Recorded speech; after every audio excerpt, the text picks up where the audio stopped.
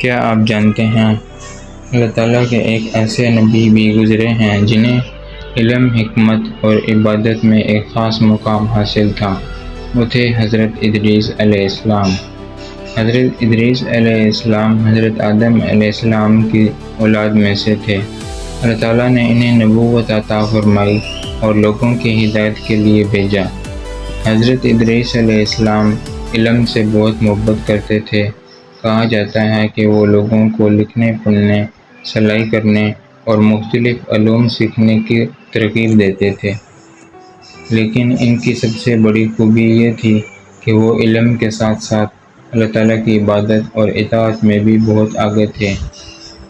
وہ لوگوں کو اللہ کی وحدانیت کی دعوت دیتے، سچ بولنے کا حکم دیتے، نیکی اختیار کرنے کی ترغیب دیتے اور گناہوں سے بچنے کی نصیحت کرتے تھے۔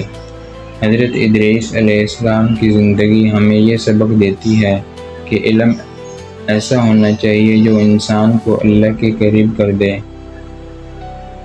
صرف دنیاوی علم کافی نہیں، اصل کامیابی یہ ہے کہ علم کے ساتھ ایمان بھی ہو، حکمت کے ساتھ عاجزی بھی ہو اور طاقت کے ساتھ اللہ کا خوف بھی ہو۔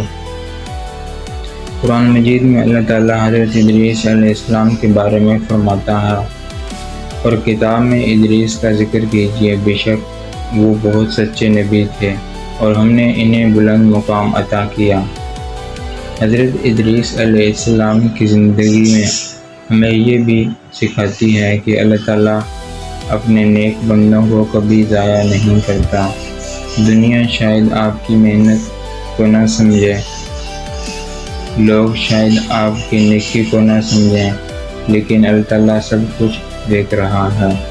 اس لیے نیکی کرتے رہیں، علم حاصل کرتے رہیں، اللہ پر بھروسہ رکھیں اور مشکلات میں صبر کریں، کیونکہ جو شخص اللہ کے لیے اپنا راستہ اختیار کرتا ہے، اللہ تعالیٰ اسے کبھی اکیلا نہیں چھوڑتا۔